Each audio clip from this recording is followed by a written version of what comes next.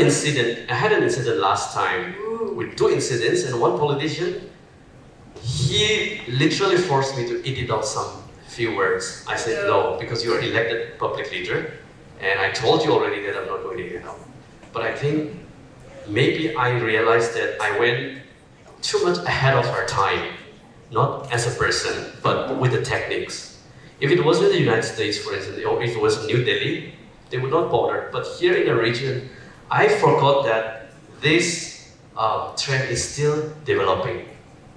I'll just be honest, LGBTQ topic is very sensitive right now, and especially in Nagaland, and people are denying it. And they are talking about sex. Sex, people are denying it in our society, but this is a topic I speak. I ask questions in the form of entertainment. I do children there, and I ask young people about, okay, fine, one night stand. That's incredible. And they agree with it. So indirectly, I'm telling the churches, I'm telling the society that it's happening, but we're denying it. So I do it in the other form, not directly, yeah. For me, everything is business, for me personally. I love the honesty, honestly. If I'm not making money, ultimately my wife will tell me stop. My parents will tell me when I'm, young. See, example music. Parents are not encouraging because you're not making money out of it. Today my parents are not stopping me because I'm making money out of it. Very true. My wife is not stopping me because I'm bringing something in for the kitchen through what I'm doing. So as long as you know your market, as long as you know what content to upload, there's always a consumer there. That's what I believe. There you go. Yeah. I've seen that, your personality when you're doing your podcast is very different from who you are, say, when you're doing your Instagrams. Because if you have seen, his IG, then you would know what I'm speaking about. I think you're very correct. A very good morning to all of you. This is the full house, wow. And also thank you, Pallavi, for doing such a fantastic job. I did a lot of homework trying to write an opening speech, and you have now done the job, so okay, thank you. Thank you for being here today. And we're really, really excited to chat with all of you. I think, we can just jump straight into the big picture, which is why podcasting? Why do you do what you do? So why podcasting, you ask? Yes. So personally for me it started out as a passion project back during the lockdown period, and I used to be an avid consumer of podcasts anyway myself, so always thought about this as a experiment that I wanted to try since it wasn't so visible or happening here in Nagaland. And the lockdown gave me ample time and opportunity to explore this, and it was just for those that may not have heard of what I do. It's called Shout Out Podcast, and so I just wanted to share the stories of fellow Nagas and try and find a commonality between all of us. And it became such from passion, it's gone on to like a full-blown thing, and now you're in love, and now you're in a steady relationship with podcasts.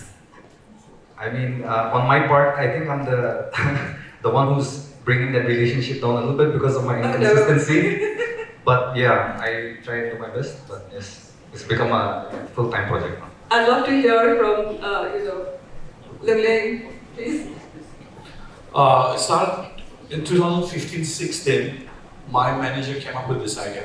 Since I was traveling every week, so he said, why don't you're meeting new musicians, festival owners and event people, so why don't you do a podcast backstage, and make a content out of it. And we created the logo in 2016. But it was too tiring for me. I could not do it because right after concert, I really want to go back to my hotel, because early morning I Hard had a flight. relate. Yeah. So I could not do that. But fast forward, lockdown happened, and I didn't even, inform my manager about it. And then I said, why not try about it? So I started with Zuchobeni. I called her up, and she's like, okay. So we started with Zuchobeni, Nise, and Dreams Unlimited. We did it through Instagram first, live, because lockdown, we could not go out. Then things started getting better, and then I was like, okay, let me go to the real thing. So I didn't even have a team then. I went to Kohima, did Azo and Imli Balana's episode. Then Sir Imna, then boom, why did I continue? For me, I felt like a sense of power.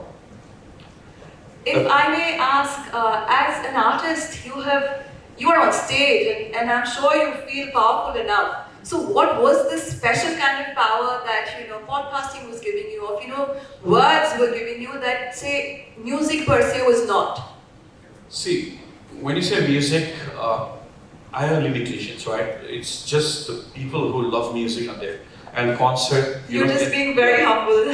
Yeah, so when I do podcasts, so it's like this, when I'm doing music, only people who love me are watching. Right now I bring Asale, people who love Asale is watching. So I'm getting two audience, right? So in that way I started reaching out to more people and more people getting to know me, So it gave me the sense of power, responsibility.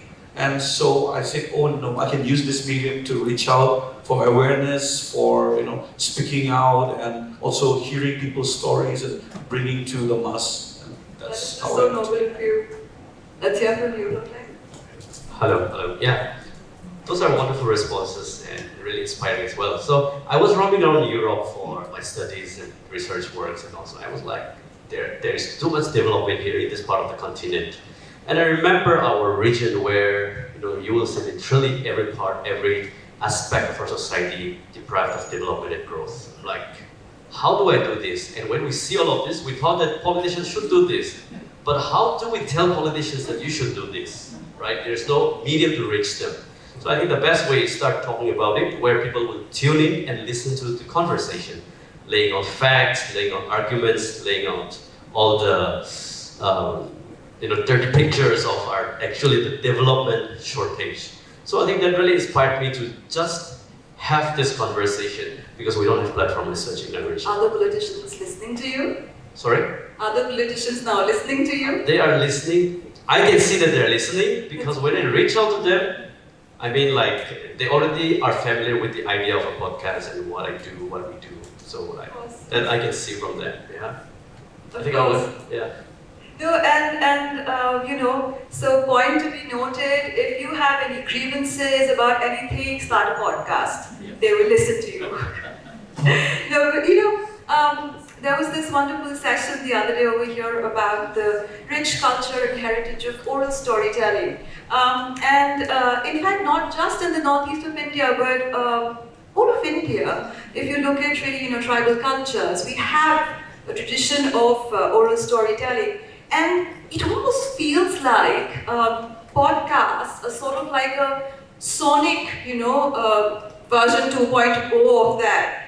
And how is it, do you think, helping preserve Naga histories and culture and all of that? Is that something that you had in mind when you ventured into this? Absolutely. I think, when you start talking about oral story, passing of stories to next generation or to people around us, it's mostly, we used to do that a lot by the fireside. I think now technology has developed in such a manner that you get the opportunity to do it with all this equipment, and it can reach thousands in one day. I think it's just the format is still the same. It's just that we use technology now to do that. So I think I can totally relate when you say sonic bonfire. It's like digital bonfire, in other words. Yeah. Absolutely. I totally agree with that, and I feel like this is like a revival of our old storytelling culture that we have, and the means of how information was passed down or awareness was spread by elders to the younger generation. I feel this is a similar platform that somehow all of us now have, or at least in a position to have, and we share that information, or we try and spread awareness with not just the younger generation but to the audience. Some are elder also who listen. And one thing I believe that helps is that nowadays, I was just talking with Atun earlier, and she was saying, how people are reading less these days. So it definitely helps to have the visual format as well, which all three of us are going through. Thank you, I really needed that as an author. Very kind of you. Aloha, if you could add. Yeah, I mean, we have, as my friend rightly said, it started with bonfire families, gathering, village gathering, where the oral tradition, telling stories and all. It has, we have replaced bonfire with podcasts, now microphones. Music was also a part of, folklore and everything. I'm from Bengal, and Bengalis also have a very rich culture of storytelling through music. And, for you it must be, especially special because, anyway. You already connect with millions through your music on stage, and now that you're able to type that into your, words as well, it must give you, like you said a little while back, that it gives you immense power. But tell me, with that power also comes great responsibility, right? I mean, Spider-Man, yeah. And we live in an age of noise, less news and more noise. How do you cut out, the misinformation and the disinformation and all of that? How difficult is it to navigate your way around this space? See, first of all, I've been telling stories through my music. I've been a storyteller. The entertainer is a storyteller. So it's just as, I'm taking a new identity of telling stories. I was always been telling story through my music. Now I do a microphone and through voices, through the stories. And also, it's not just about me now. I'm also learning new things about listening. Because listening others is one of the toughest things for an artist. We always want to have the attention, We're always the front man. But now I'm in the other side of the story, other side of the scene. But it also helped me to understand people's perspective, people's opinion, and it also helped me in my artistry, to be honest. I was just about to ask. Yeah. As an artist, I've been writing stories from my perspective all the time. But now I hear stories, and there are times I go in a podcast with an opinion, but at the end of the podcast, my opinion is completely changed, So it helps me to broaden my, perspective, my ideas, opinion, and all. So it's helping me, to grow as an artist also. I don't know whether I'm revolving around the question that you. No, that's absolutely fine. I mean, words are like that. You sort of circle around them and you come back to the same point. But I'm curious to know if podcaster Alobo had to interview the artist Alobo, what is the burning question that you would want to ask him? I mean, at this age, I will ask myself, very uncomfortable. At this age, you're already 40 now, and Don't say that. I've been doing music for so long. So I'm still, you're still making music. Are you just making it for the sake of making music, or just, Are you? Yes, so I've come to a point, off topic, I've come to a point where I've been doing music for others, but now, since this year, I want to make music for myself right now. And at least I want to be happy doing what I love doing. Yeah? I hope that happens for you. Can I just add Of course, one thing? yes, please. So just circling back to the point that you made about misinformation, I think this is a very crucial thing when it comes to people with platforms like ours. But for a podcast like mine, there's not so much. The issue is not there so much because I usually do the person's personal journey. Yes, So we don't get too much, etc. yeah. You celebrate. But yeah, just getting comfortable in Yes. the interviewers, the old habits die hard. But I think I want to just ask this question to Lumlen, since he involves in political commentary. I was in front of you to do Yeah. that. So that's interesting, how you manage maybe misinformation and trying to walk that line. I think when I bring a guest on my show, what I would do is I would give them the freedom to speak their minds and share their opinion. So it's quite political in nature. If somebody from BJP comes, they will say all sort of things that may be true, may not be true. If somebody from Congress comes, the same thing happens. I think, but my duty, my role is to challenge them not to embarrass them or something, but challenge them through information and with facts. And also, the whole point of bringing people, guests on a podcast is not to just hear their story. In my case, because I do sometimes a very sensitive topic, like political in nature, which is like... I have seen a few. Right. So, And you are a very opinionated person, and that does not sit well with a lot of people. How do you deal with them? correct. So I have to challenge them if I know. If I don't know, I will listen to them and fact check later by myself, right? So, and when we have disagreement, definitely I will listen to their perspective. Why somebody has different perspective, so different than mine, and it's very important and it's useful to know why they come from such a point of view, rather than enforcing my points of view on them. So it's a platform, like I almost say, to listen to them as well. But on certain cases, I have to challenge them. But it's very difficult to challenge because I'm the one who invites them, and I cannot just challenge them. If we were both invited by like white old literature, and have this conversation, and have a lot of disagreements, and we can talk a lot of things. I don't agree with you because of this reason, and you are wrong. It's different when you're the host. Exactly. Like they will come to my studio. They would just when they say yes by big shots means they're doing like a favor to us, right? So that's the condition right now. But I try to challenge in such a way that is palatable to them and make sure facts dominate more than our feelings and our ideology affiliations. So tell me something, when you don't agree with someone who does not align with your views about something, as opposed to someone whose values don't align with yours, which one of these two is more difficult for you to make peace with, and which one of these do you end up challenging while talking? I would challenge more on the line of facts rather than my values, because values come from different values come from different culture. Your values can be different and my values can be different, but I think what commonly holds us together is our constitutional democratic values.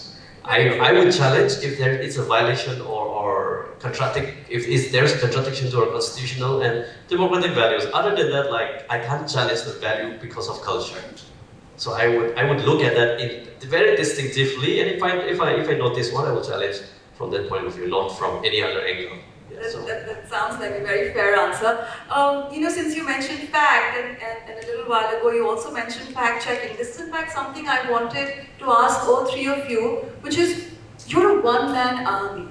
You don't have an editorial team to do your scripts, etc. You shoot, you edit, etc. How difficult is it to suppose lose perspective? Because there's nobody to course correct you. There's nobody to tell you, okay, this POV may not work, or this approach may not work. What do you do then? How do you train your mind to also self-edit? For me, I have a team. I realize for me, I have a team. I realize that I can't do it on my own. So I have like around 8 of them. So we have the sound team, we have this team with the camera team, the directorial team, the editorial team, and we also have someone who works with the creative section. Because mine is not really a podcast, more on the talk show thing. So we play games, like more. I wanted to focus more on the entertainment section and not on serious topics, to be honest. Because I can't identify myself where Lowland is, because my work of nature is different. So for me, I have a team that helps me to, make contain.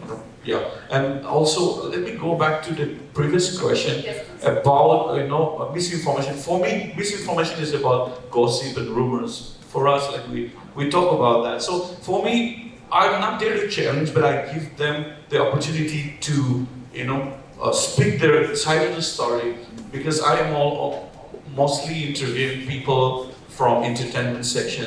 So there's rumors going, there's gossip going, so I give them a chance to speak. Is it true? Is it not? And sometimes they lie, sometimes they don't lie, but it's not on my part to challenge them. I also have a team, a little smaller than Mr. Alobo's team, but even the team for me doesn't do the particular work that you had asked about, which is fact checking or making everything is in place when it comes to certain topics or issues. But my podcast, I generally say is safe because mine, like I mentioned, I keep saying over and over, is more about a person's personal journey. So it doesn't involve too much about like contentious facts and stuff like that. But they are like once we get past the personal journey, I do like to touch on topics that are something very general in Nagaland. So If I may, how do you decide, which story deserves to be told and which does not make the cut? Because it's not possible, to tell every story. So I guess I'm lucky because I'm my own boss, so I get to choose.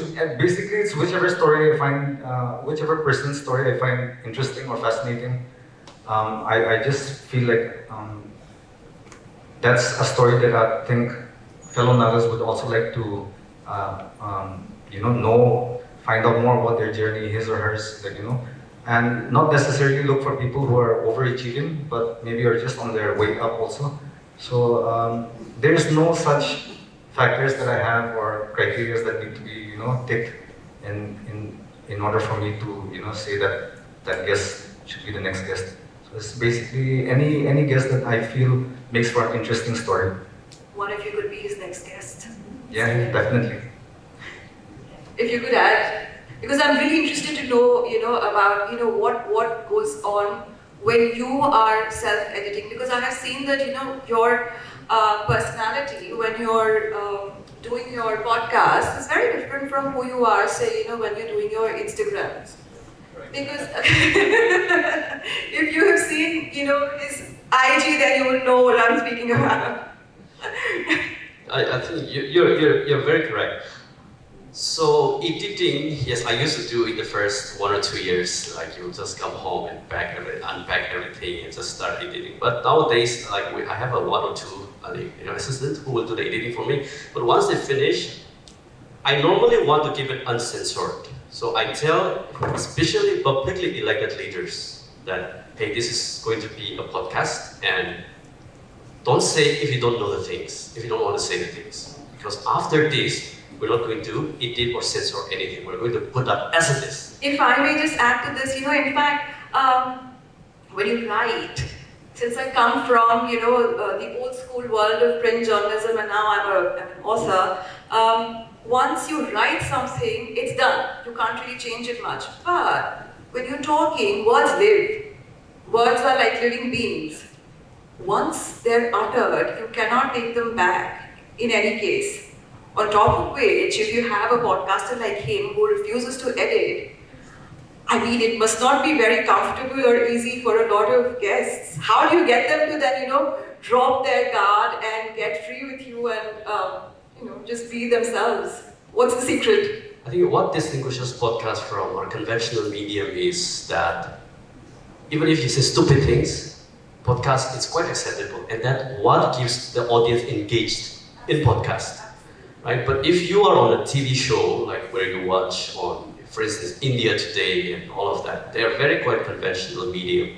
So for podcasts, what makes podcasts great is like you can be yourself. I can be myself. Let's be honest with each other, and of course I'll be fair to you, and you will be fair to everyone involved. So I think I try to give that kind of impression to all the guests that I invite, and they believe that I'm going to be fair to them, and I'm going to just hear their side of the story and challenge when necessary. But I had an incident last time with 2 incidents, and one politician, he literally forced me to edit out some few words. I said no, because you're elected public leader, and I told you already that I'm not going to edit out. But I think maybe I realized that I went too much ahead of our time, not as a person, but with the techniques. If it was in the United States, for instance, or if it was New Delhi, they would not bother. But here in the region, I forgot that this trend is still developing. So I had You mentioned this, and it's interesting you mentioned because you really feel that this is a challenge when it comes to running a podcast. The fact that this is a regional, is it really that difficult, and why is it so? I think that's a bigger question. I'm sure they will have response to that. But as a society, we haven't developed that the practice of having disagreements with each other. You know, in our context as a Naga, once we have the disagreement, either on social media or in real life, that means your relationship is affected. And I'm sure if anyone would agree with me on that, but that's my experience. I would like to hear your Yeah, I opinions. think It's very interesting. this is very interesting.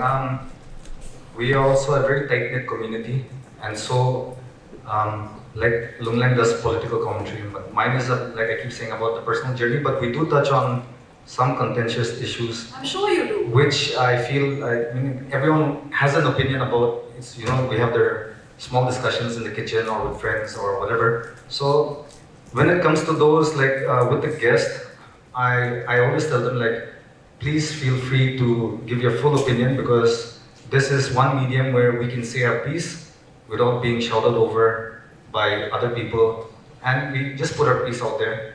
And like podcasts are meant to be like, you know, a free-flowing conversation where it's not supposed to be scripted. Like you just mentioned, like, you know, when you're on the TV and it's an interview format, it's very rigid. And so I feel like when that conversation is fluid and people are also like, you know, just open to saying their piece, people are also a little more accepting of some contentious issues.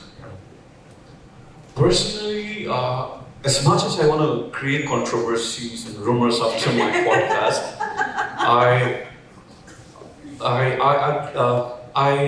after the shoot, I make sure that they're comfortable whatever they speak. So we give them freedom that we can always edit. There was an instant where one guest came and, without knowing, he announced that his, you know, gender, and then he paused for a while and started crying there, you know, and then we told him, don't worry, we will edit it out, you know. And as I said earlier, there are some issues that I really want to speak to, but then looking at our society, there are some topics that the audience are not ready.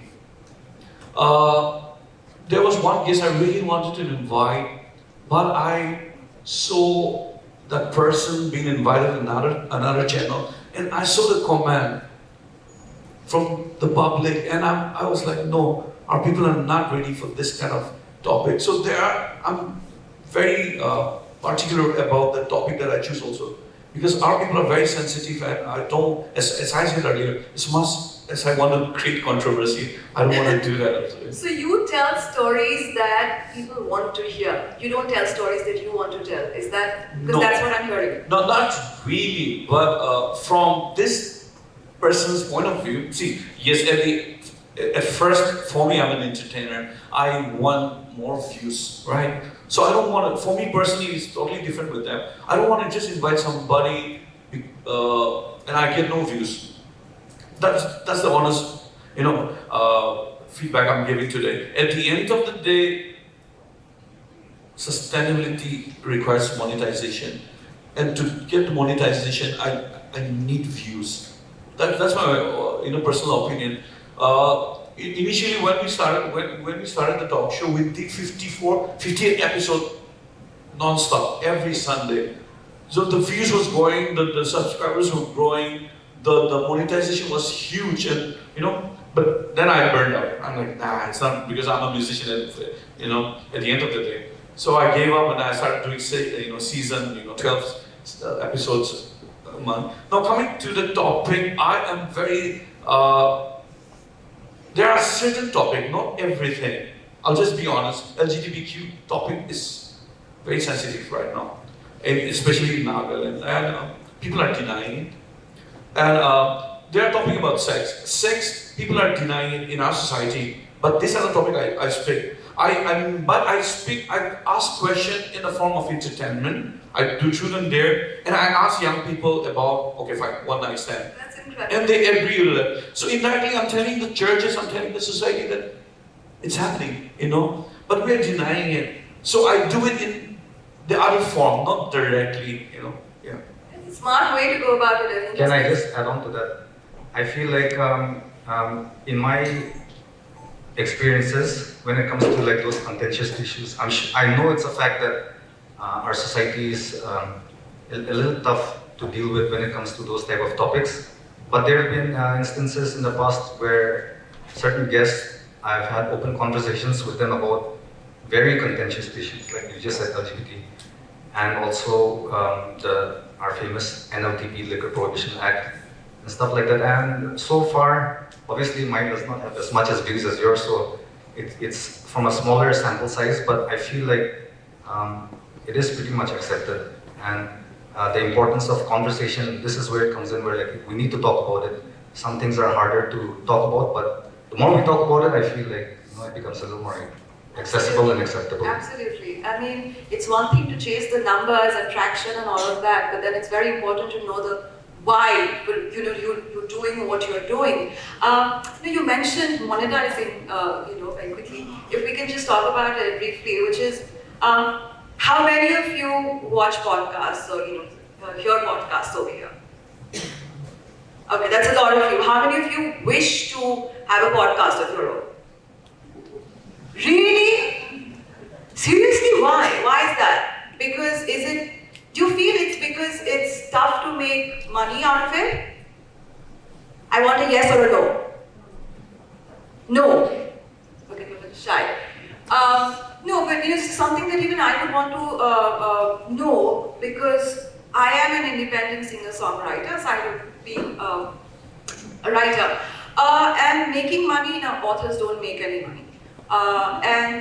Unfortunately, being an indie singer-songwriter is also, you have also been through that, so it's not a very easy thing to do. And then I'm sure podcasts also take time to sort of take off and then, have and bring in any revenue at all. How do you then inspire young minds, young people to take this up, to take up the mic and talk about all these uncomfortable issues? Because we are, like you said, we are 40. And we're not going to be doing this for a very long time, and the microphone has to pass on. And so, how will you inspire these people, all of these people who did not raise their hands, and who who have the promise to? So, if you can please tell them how to make money, or First thing, for me personally, you need to know your market. See, for me, I'm speaking everything as an entertainer, as a businessman. For me, everything is business. For me personally. I love the honesty, honestly. If I'm not making money, ultimately my wife will tell me stop. My parents will tell me when I'm, young. See, example music. Parents are not encouraging because you're not making money out of it. Today, my parents are not stopping me because I'm making money out of it. My wife is not stopping me because I'm bringing something in for the kitchen through what I'm doing. So, as long as you know your market, as long as you know what content to upload, there's always a consumer there. That's what I believe. There you go. Yeah. You need to know what will work, what will not work. That's why I'm very skeptical about some issues that I don't want to talk. As I say, for me, as much as I want to speak, I know that it's not going to get views. Then why would I waste my time? I'm just being honest, I'm sounding very selfish. But at the end of the day, I want to make a content that will reach out to more people, that will benefit more people, I'm thinking of the numbers more, yeah. If I may ask, since you say that the numbers do matter to you, and I understand as they should, because you're not here for just fun. You can't be doing this for fun in the long run.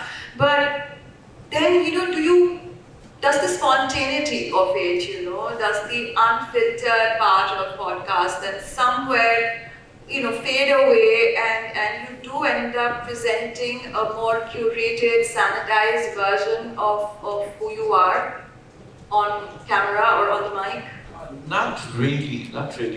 For me, yes, part of it is true, what you're saying, but at the same time, I want to take it, I always want to take it outside the box, As I said earlier, I want to talk about some sensitive issue, but from an entertainment point of view, I don't want to go straight direct, which if I know that it's going to hurt somebody, From the other point, from the outside the box, I want to take different perspective, but at the same time, which is acceptable to the mass, I want to go from that perspective. And about monetization, as I say, numbers, monetization is all about numbers. You know, Of course. today when somebody is booking an artist, they will look at your Spotify streaming or your Instagram, followers, and they're booking you.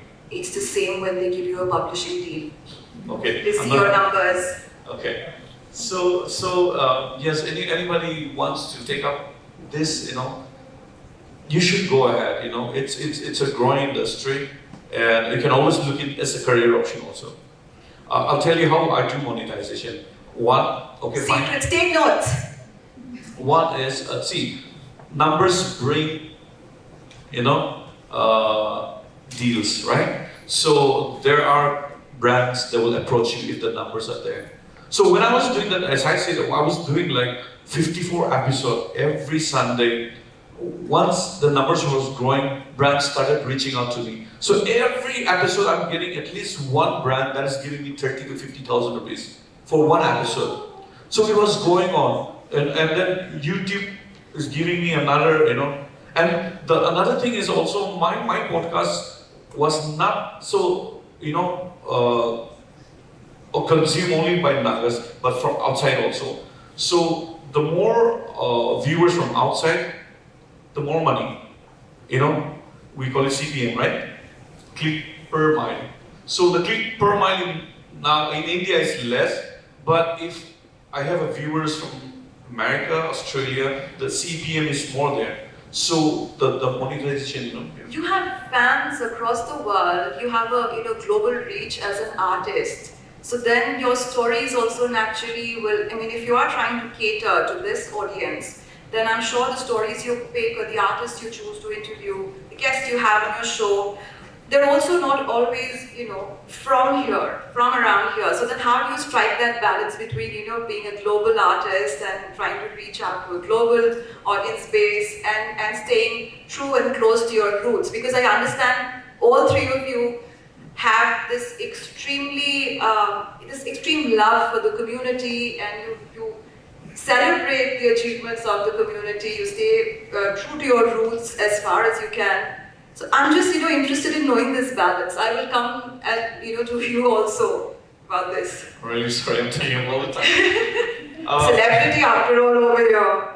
My first intention was I wanted to let the world know about the artists or the stories from our region. That's the first intention.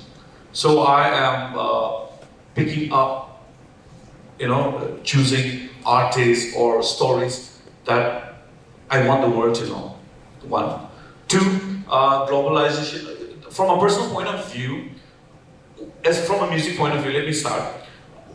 Whatever I'm doing, I'm copying the West. They've been doing for centuries ahead of us, so they're much better, so they're always better.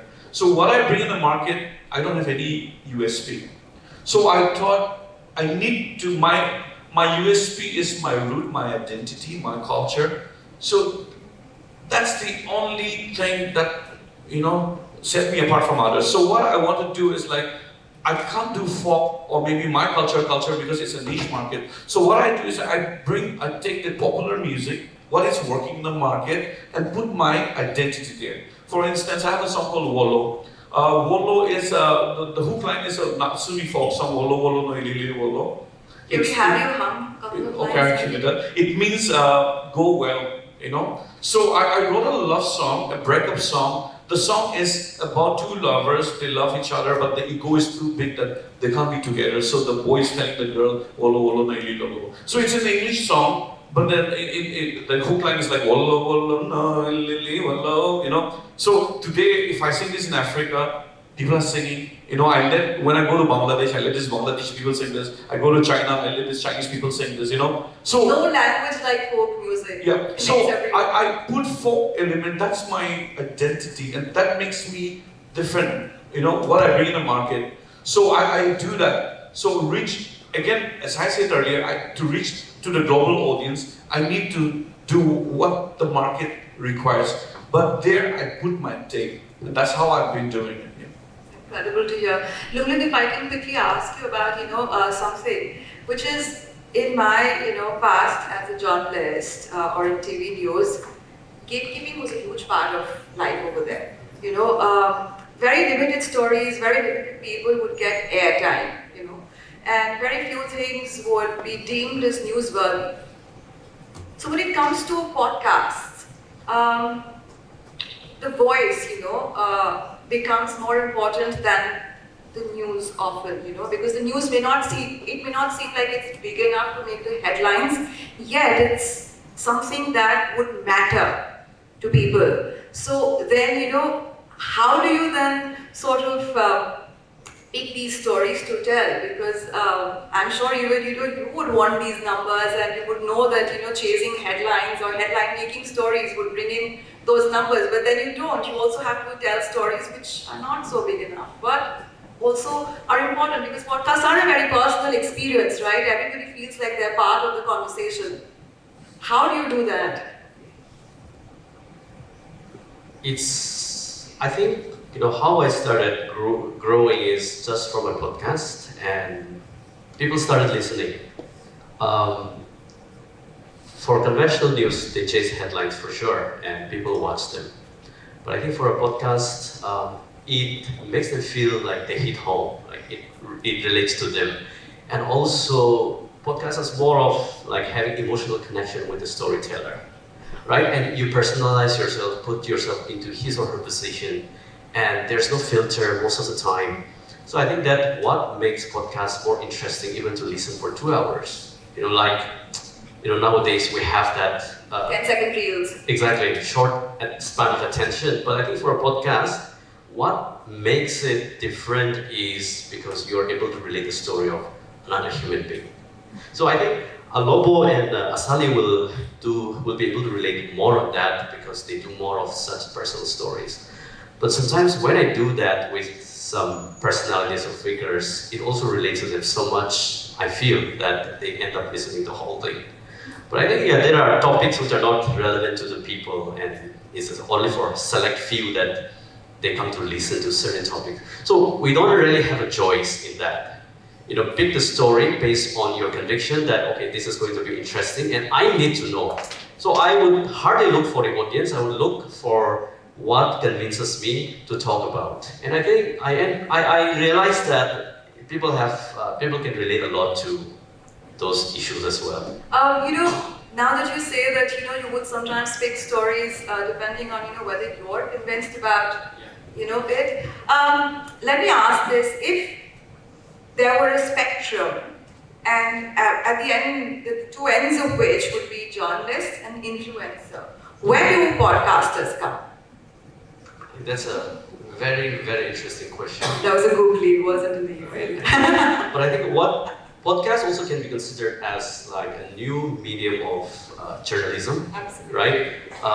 I would not call it influencers empire or such, but I think it's a new form of journalism, and this is, I would say, arguably the most organic form of journalism, where people are respected and they are not gaslit that you don't know anything, you have to listen to what we serve, what has been manufactured by a director, editor. Podcasts bring such organic content and authentic content that it respects even the listeners. We will serve you as it is, and we trust your judgment, and we believe that you have the brain to accept, to take what is good for you, what is true, what is not true. But conventional media do, it will normally select what is good for the public and what is not good for the public. Podcasts don't do that. Exactly. And one thing I try to do is, I'll try to bring my guests from diverse views. I have seen some local podcasters, I'm not referring to them, who would bring based on what propaganda they would like to push. It's quite visible sometimes. But I try to bring people who are not in agreement with me, or who is totally different from my ideology, for instance. And it's more interesting when you bring such kind of guests. And the echo chamber effect is very, very influential, and in a very negative way also these days. Of course. So you try to destroy that and make sure facts dominate rather than your echo chamber. Absolutely. If you would like to add to it, especially Just the journalist and yeah, influencer so thing. I think we fall right bang in the middle of between being an influencer and a journalist. As nowadays, I think many would agree that mainstream media is on the decline, and what they like to call the new media, which is podcasts, are the biggest trend of how especially the young people consume information and news. And so I think we fall somewhere right around the middle because we do bring news in a certain way. Like for someone like Lungling, I think news would be much more because he does political commentary. And then on the likes of what Alopo does, I think information also. And so somewhere in the middle, there's a balance where we fit in. I think all three of you, are opinion makers also. I'm sure Lunglit does not just relay facts and news because he also likes to add his own thoughts and spin to it, etc. So which is influencing, come to think of it. I mean, how we have come to define the term is, I think, sort of, gotten a little ruined. But if you think of it in the truest sense of the term, you do influence opinion.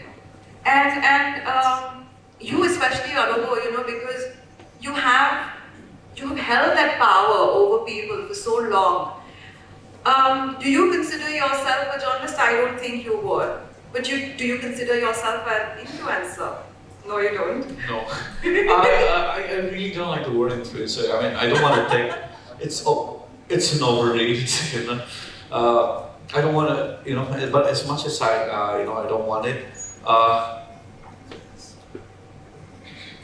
there are instances, we influence people's opinion. Yes. For me, like okay, let me talk from the entertainment point of view. There was certain rumors going on around Nagal. Everyone was talking about them.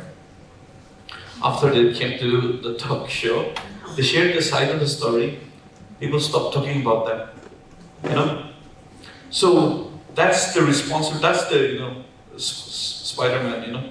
The power we get to let people know. And one thing about Nagaland, or maybe anywhere in the world, the first gossip, the first fake news is always very strong. It's very tough to change people's opinion. Yeah. Tomorrow I can manipulate the news. I can say Malini is like that. People will believe it. I make something. People don't cross-check sometimes. So it's very tough in this world. You can come with your opinion. After that, you can come up with clarification. The damage would have been done already. But people who listen to your opinion will go back to that again. So that ones keep growing, So it's very scary in this world. So that's why I don't want to use the word influencer. But yes, we do influence people, sometimes even in negative ways. Quickly I wanted to ask Asaliya and you about it, about, you as fathers, how has that changed or has it affected your way of storytelling or, the sort of topics you talk about? Has it had any sort of influence on that? Obviously. So it has basically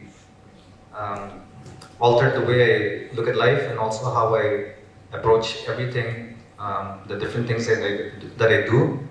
And it's basically falls down to like, what are we leaving behind for our children in the future? So everything that I look at life now has been altered by my son and now sons. Yeah, I'm very new to this, but it's a very interesting problem that I'm going through right now. A very, very beautiful problem.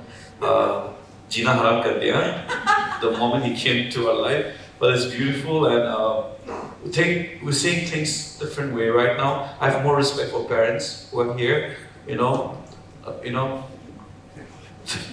I have more respect for parents. It's not easy to raise a kid, and now I see things different, differently.